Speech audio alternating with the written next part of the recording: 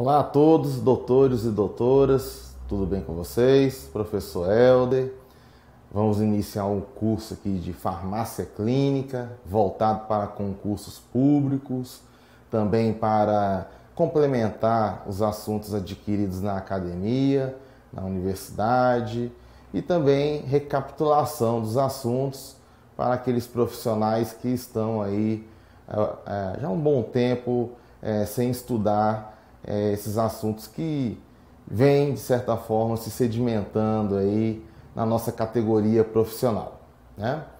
Mas, como esse assunto ele tem uma aplicabilidade direta no que concerne ao atendimento ao paciente, e como várias questões de concurso têm versado sobre esse assunto, principalmente no que tange a aplicabilidade das resoluções 585 e 586 de 2013, Conselho Federal de Farmácia. Então é importante que você, como profissional farmacêutico, que queira fazer um atendimento clínico na drogaria, nos hospitais, né, na própria universidade e principalmente no seu consultório particular, eu montei esse curso justamente com um caráter mais didático para que você possa fazer suas pesquisas e tenha esse assunto aí, de certa forma, mais fácil de ser analisado. Então, antes da gente começar o curso aqui, eu quero tirar 1 ou 2 minutos para orientar vocês no que é importante acerca de farmácia clínica. Primeiro, o atendimento clínico do farmacêutico ele é novo, né? Nos primórdios da farmácia, você tinha, né, a figura do farmacêutico atendendo diretamente a população. Veio a era da Revolução Industrial, né, e com o advento da indústria farmacêutica, você teve um pouco a perda desse espaço para outras categorias profissionais da área de saúde, né? O médico sempre esteve à frente do atendimento ao paciente, no que tange ao atendimento das patologias. Mas no que tange e no que concerne principalmente ao relacionamento profissional de saúde, paciente, relacionado ao uso do medicamento, sempre foi o profissional farmacêutico que esteve à frente. E se perdeu um pouco isso durante a época em que a indústria farmacêutica foi se desenvolvendo no Brasil, né? E também nos outros países, né?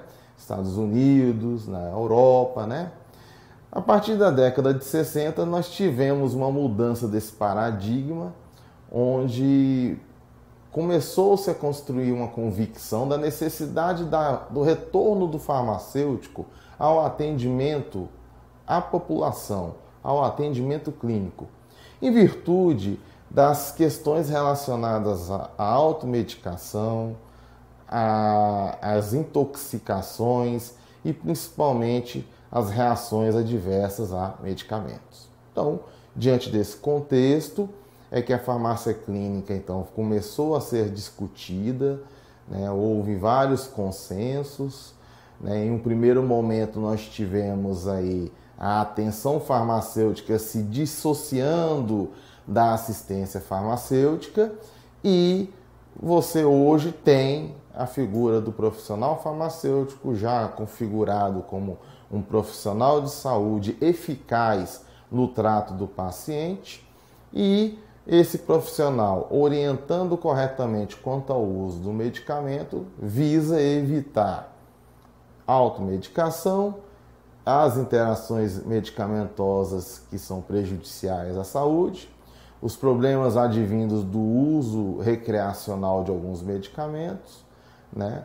Visa evitar as intoxicações e, principalmente, melhorar a qualidade de vida da população. Então, é esse o contexto que nós vamos trabalhar. São vários módulos dentro de farmácia clínica. Na academia, você estuda farmácia clínica 100 horas, né, na graduação, faz uma pós-graduação de 360 horas para que você tenha determinadas competências que lhe permitam discutir com o paciente as principais problemáticas no uso do medicamento. Então, eu vou resumir essas 360 horas de pós-graduação, 100 horas da graduação que você tem e a experiência clínica que é necessária em 3 ou 4 módulos de 30 minutos. Então, vamos ter paciência, são os principais aspectos aqui, vai ser meio corrido, porque o nosso foco são as principais informações e principalmente aquilo que cai em concurso público e que é necessário na didática do dia a dia no trato com o paciente, ok? Vamos começar então farmácia clínica falando um pouquinho do seu histórico, né? Então, se vocês observarem bem, a história do homem, ela vem consoante com a história do uso dos medicamentos, né? Então, você verifica que desde os primórdios do início da humanidade, que o homem já sente as patologias e ele busca curar essas patologias das mais variadas formas, né? Então, se nós pegarmos há 3.000 anos antes de Cristo, nós já tínhamos algumas práticas médicas descritas, né? Os chineses, por exemplo, com o uso da fitoterapia, os egípcios com o uso de alguns elementos químicos como o chumbo, o cobre, né? Já se fazia as aplicações de ungüentos, né, com gordura animal, visando, por exemplo, evitar, né, hemorragias e acelerar o processo de cicatrização. Na Índia, por exemplo, há 1500 a.C., nós já tínhamos escritos a respeito de determinadas substâncias que eram utilizadas como medicamentos, né? Nós temos a figura de Hipócrates de Cos, né, o pai hoje conhecido como pai da medicina, né, como ele já havia sistematizado com conhecimentos anteriores e com a sua própria forma de tratar, ele começava já a escrever fundamentos de farmacoterapia e de tratamento, tanto tratamento medicamentoso como não medicamentoso, né? O uso de determinadas substâncias como narcóticos, febrífugos e purgantes para o tratamento de várias patologias, né? E isso se sedimentou até mais ou menos 129, 200 depois de Cristo, onde nós tivemos a figura de Galeno, tá certo? Conhecido como o pai da farmacologia, né? Então ele sistematizou os conhecimentos de Hipócrates, né? E outros escritos anteriores, tá certo? Ele que já tinha um certo conhecimento de fitoterapia, tá certo? Ele fundamentou o uso de determinadas ervas como fármacos, né? E ele é conhecido como o pai da alopatia. A alopatia, que é uma das formas de tratamento medicamentoso, onde você se baseia no uso de substâncias químicas, tá certo? Para o tratamento de doenças. É de Galeno que nós temos a famosa frase, né? Que o que diferencia um medicamento de um veneno é a dose, tá certo? Então hoje nós temos em mente que a desregulação metabólica, ela se figura em virtude da desregulação do uso de substâncias químicas. Até a água, se você beber em excesso, você vai criar um desequilíbrio osmótico, tá certo? Então Galeno ele já pensava nisso naquela época. O século II, então, baseado nas escritas de Galeno e de Hipócrates, então nós já temos aí uma robustez maior da área da farmácia do que tange ao uso de medicamentos.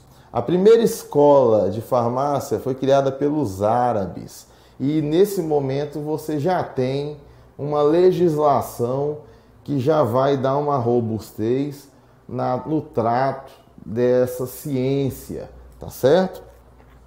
Nós temos no século X a separação, né, o início da separação da medicina e da farmácia. Até então você tem aí as duas ciências fundidas em uma só e o profissional desempenhando todas essas atividades. Na França, você tem a figura dos apotecários. Na Espanha também.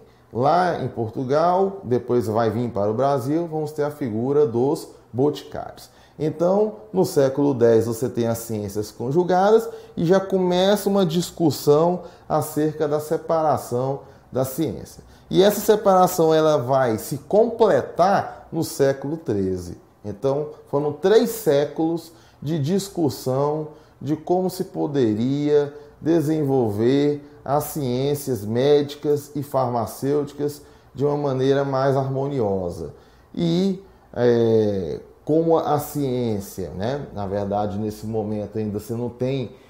a gente fala ciência hoje por conta do conhecimento técnico, né, e científico, mas na verdade o que nós tínhamos aí era um uso convencional do conhecimento. Existiam algumas escolas, né, mas em muitos lugares da Europa você tinha, por exemplo, o conhecimento passado até por escolas circenses, né, esse conhecimento médico e farmacêutico. Uma vez separada a medicina da farmácia, você então vai ter elas caminhando juntas, se desenvolvendo, a arte médica se baseando no diagnóstico, a arte farmacêutica, a arte de desenvolver medicamentos com o conhecimento químico, né? E você já tem aí em Portugal a figura dos boticários desempenhando exclusivamente a farmácia, né? No século XVI e século XVII, você tem aí a pesquisa sistemática dos princípios ativos retirados das plantas e dos minerais, e essas substâncias utilizadas para curar doenças. E nesse momento você já tem alguns ensaios científicos visando a utilização de micro-organismos, tá certo, no combate a doenças e a descoberta de determinados micro-organismos causadores de doença. Ou seja, nesse momento você já tem o início aí da bacteriologia, o estudo das bactérias, você já tem alguns estudos que vão dar início à virologia, né? Você tem a micologia que vai dar aí os ensaios iniciais para o estudo dos fungos, perfeito? Então nós já temos aí alguns ensaios clínicos, tá certo? Você tem um conhecimento construído por biólogos, por farmacêuticos e por médicos, tá certo? Criando esse conhecimento científico que vai ser necessário para construir o que nós temos como conhecimento atual, tá certo? Isso é a visão de mundo, visão histórica que nós temos no mundo. E no Brasil, como é que o Brasil ele entra aí nesse contexto histórico, né, relacionado, né, à evolução da arte farmacêutica, né? E depois como que a farmácia clínica ela entra nesse contexto, né? Então, respondendo essas 3 perguntas, a primeira pergunta, como que o Brasil ele entra nesse contexto? Primeiro nós temos que entender que os povos naturais aqui do Brasil eram os índios, tá certo?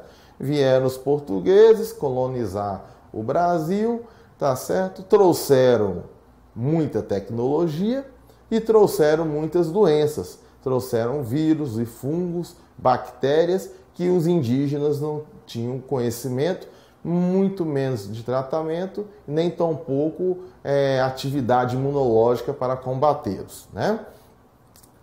As práticas indígenas que até então existiam eram justamente os conhecimentos utilizados da antiguidade, empirismo e magia. Acreditava-se que as mudanças ambientais, né, elas impactavam diretamente nas colheitas, né, a mudança das luas tinha relação com a menstruação, né, a velocidade da água das marés tinha relação com determinados eventos catastróficos e assim, porventura, iriam então os povos passando esse conhecimento, né, de pai para filho, e o pajé, sendo a figura mais antiga, mais experiente, era quem ditava e explicava esses fenômenos naturais e como que esses fenômenos naturais eles impactavam nas comunidades indígenas. Hoje, por exemplo, nós estamos num surto aí de dengue, né? E nós sabemos que a dengue ela tem uma correlação direta com as mudanças ambientais, climáticas, e tal como já existia dengue naquela época também, né? Então a explicação do calor e a relação direta de calor e umidade com o aumento da população de insetos, né? A população de artrópodes, e isso causava um aumento de pessoas doentes e mortalidade e assim por tabela, tá bom? O primeiro boticário a vir para o Brasil foi trazido por este donatário, né, o Tomé de Souza, né, governador-geral do Brasil, fundador aí da cidade de Salvador, tá certo? Então vocês vejam que este é o primeiro profissional de saúde que veio habitar o Brasil, tá certo? Então desde as capitanias hereditárias, você já tinha a presença de farmacêuticos, tá certo? Só que eram farmacêuticos, no caso boticários, né, que atendiam a nobreza. A população ela não tinha acesso, né, ao conhecimento técnico científico, ficavam por conta do conhecimento indígena, né? E aí nós tínhamos que ter em mente também o seguinte, vindo junto com as capitanias hereditárias, né, e a população europeia que veio desbravar o Brasil, nós temos também a figura dos jesuítas, tá certo? E os jesuítas, eles, junto com, né, com o conhecimento que eles possuíam, deram origem às primeiras enfermarias brasileiras e às primeiras boticas. Então, na ausência dos profissionais de saúde, você tem os jesuítas aí cuidando da população, catequização dos índios, tá certo? Controle comportamental das comunidades europeias que vieram para o Brasil, tá certo? E o conhecimento que os jesuítas utilizavam nas boticas eram os de farmacopeia e prescrição que eram utilizados na Europa. E isso se deu até o século XVII, né? Onde, através da ordenação do reino, você começa a ter aí o comércio de drogas e medicamentos. Esse comércio de drogas e de medicamentos ele é feito basicamente pelos boticários nas boticas, né? A documentação que era necessária nesse momento era a chamada carta de aprovação. O que era a carta de aprovação? Era um documento real, tá certo? Que o profissional da época buscava ter para poder prover o seu comércio, né, de drogas e de medicamentos. E como é que ele adquiria essa carta de aprovação? Bastava ele provar habilidades de manipulação de medicamentos galênicos, caseiros ou tisanas, né? Então, se o indivíduo soubesse fazer um chazinho, soubesse fazer uma infusão, né, num ambiente controlado, né, se ele já tivesse essa técnica, soubesse para que servia aquela substância, ele conseguia ter a carta de aprovação, abrir a sua botica e vender ali as drogas para a população. E ele seria o profissional de saúde mais próximo da população, porque até então os médicos estavam na Europa, aqueles que porventura vinham tentar a vida no Brasil terminavam por atender as famílias reais, a nobreza e a burguesia, e a população de maneira geral ficava, né, com esse atendimento boticário. No século XVIII, nós vamos ter o chamado Regimento de 1744, que vai aí fortificar a noção de responsável técnico, né? Então, é nesse momento que você tem a legalização do profissional responsável técnico pela botica, tá certo? Então, aquele indivíduo que vai ali responder pelos atos daquela botica, ele vai ser chamado de responsável técnico, e isso está no regimento de 1744. 1744. Né? Entretanto, alguns problemas surgiram nesse momento aí. Por quê?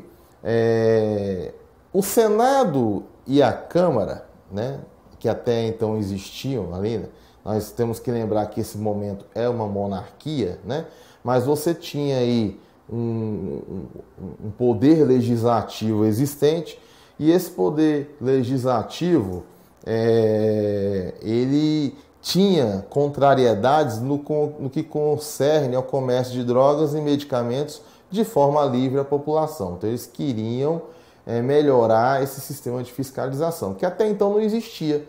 Não existia um sistema de fiscalização dessas boticas. Tanto é que nós vimos que era muito falho o documento, né, que se permitia definir quem era o responsável técnico. Bastava o indivíduo prover determinado conhecimento em manipulação que ele se tornava o RT da botica, tá certo?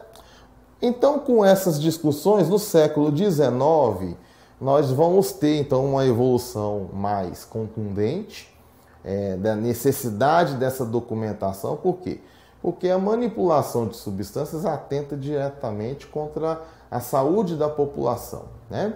Então, em 1808, nós temos aí a criação da Botica Militar, ato de Dom João VI, e essa Botica Militar vai dar origem ao Laboratório Químico Farmacêutico do Exército que nós temos hoje. Em 1832, nós vamos ter a criação dos cursos de graduação em farmácia ligados às escolas de medicina do Rio de Janeiro e da Bahia. Lembrando que foram as duas primeiras faculdades do Brasil, Faculdade de Medicina do Rio, da Bahia, e a Faculdade de Direito do Rio de Janeiro, né? E aí você tinha a Faculdade de Farmácia interligada e houve a separação dessas faculdades em 1945. Né? Em 1839, nós temos a fundação da Escola de Farmácia de Ouro Preto, tá certo? E aí você vai ter esta escola de farmácia separada do curso de medicina. Então, é a primeira na qual o curso de farmácia já é criado, separado do curso de medicina, tá certo? E lembrar que nesse momento aí você já tem aí uma flora medicinal brasileira sendo explorada, uma produção farmacêutica artesanal e essa produção baseada nos formulários internacionais, né? No final do século XIX e início do século XX, nós vamos ter aí as fundações das faculdades, né, das escolas de farmácia de Porto Alegre e São Paulo. E aí, nesse momento, você começa a ter um papel político e social mais forte do profissional farmacêutico atuante na farmácia comunitária. Ele sendo, inclusive, formador de opinião. Então, ele que em um primeiro momento era o técnico, manipulador, produtor de substâncias voltadas ao tratamento de saúde, agora ele atua como um profissional de saúde, construtor de opinião, atuante junto ao paciente no que concerne ao seu tratamento, na eficácia da utilização dos medicamentos, né, e criando qualidade de vida, né? Nós temos aí, nesse momento, já um contexto em que a pesquisa, né, a produção de medicamentos, vacinas e soro começam a se desenvolver com maior eficiência, a criação de institutos. E isso por quê? Porque nesse momento você visualiza na população brasileira que cresceu de uma maneira espantosa, vivendo nas cidades, em condições subhumanas, sem saneamento básico, você vê a criação de endemias, várias endemias, tá certo? Da mesma forma que na Europa nós tivemos a peste negra assolando a população, 1/3 da população europeia morreu por conta da peste bubônica, no Brasil também você vai ter aí problemas de saúde de tal ordem, inclusive no início do século XX, você vai ter aí Oswaldo Cruz, né? Aí você vai lembrar da história da saúde pública, Oswaldo Cruz, né, com a instituição das vacinas em nível populacional, aí a revolta da vacina, justamente para evitar essas endemias. E aí, nesse contexto, para atender essa produção em larga escala, você tem o surgimento das primeiras indústrias farmacêuticas. Então, elas surgem num contexto em que você tem as boticas atendendo a população não de uma maneira eficiente. Ela era até de certa forma eficiente, mas o crescimento desordenado da população exigia uma produção em larga escala. E o controle de qualidade passava a ser uma vertente a ser explorada também. E a produção nessas boticas, muitas das vezes, iam à margem dos critérios internacionais de controle de qualidade de produção de medicamentos. Então, as indústrias farmacêuticas, elas vêm nesse sentido. A produção em larga escala, os procedimentos operacionais padrão, os regimes de trabalho, tudo isso visam a qualificação da produção. Tá certo? Então, os últimos slides deste primeiro módulo, nós vamos comentar no século XX, que é importante a gente saber na história do Brasil. A data de 20 de janeiro de 1916 foi a fundação da Associação Brasileira de Farmacêuticos. E é essa data, 20 de janeiro, que nós comemoramos como o Dia do Farmacêutico, né? Em 1924, o surgimento da primeira farmacopeia brasileira, elaborada pelo patrono da farmácia brasileira, Dr. Rodolfo Albino Dias da Silva, né? Na década de 30, termos em mente o auge da indústria farmacêutica, né? E lembrar que essa tecnologia ela era pior, não acompanhava a tecnologia internacional. Então, com isso, começaram a surgir os decretos regulamentadores da profissão, a inclusão das análises clínicas, as análises bromatológicas na atribuição do farmacêutico, visando profissionalizar a produção. A década de 40 e 50, período entre guerras, onde você tem a expansão do complexo farmacêutico internacional, e isso vindo interagir diretamente no complexo industrial brasileiro por conta da entrada de capital, tá certo? Em 1960, nós temos as criações dos conselhos de farmácia e, com o desenvolvimento da indústria farmacêutica, o afastamento do profissional farmacêutico no atendimento à população. Então, você vê o farmacêutico ali, naquele momento, fazendo o atendimento laboratorial, fazendo a produção de medicamentos nas farmácias de manipulação, na indústria farmacêutica, mas a parte clínica sendo afastada. Ok?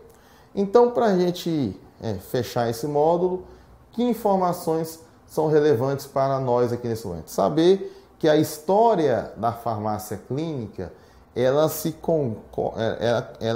coaduna diretamente com a história da farmácia, com a história daquele profissional que atende diretamente o paciente no que tange ao uso dos medicamentos. E que a história da farmácia ela acompanha a própria evolução do homem, tá certo? Porque a dor, o sofrimento e as doenças são uma vertente que acompanham diretamente o homem em seus momentos de vanguarda, tá certo? E aí a história ela explica que de tal forma que o homem sofreu uma evolução tanto corporal quanto emocional e de inteligência, as patologias também acompanharam essa evolução e uma das formas de tratamento é o tratamento medicamentoso. Ok? Agradeço a oportunidade. Próximo módulo nós vamos continuar falando sobre farmácia clínica, começando aqui a falar de como que começou a discussão da farmácia clínica, né, a partir do século XX. Muito obrigado, até o próximo módulo.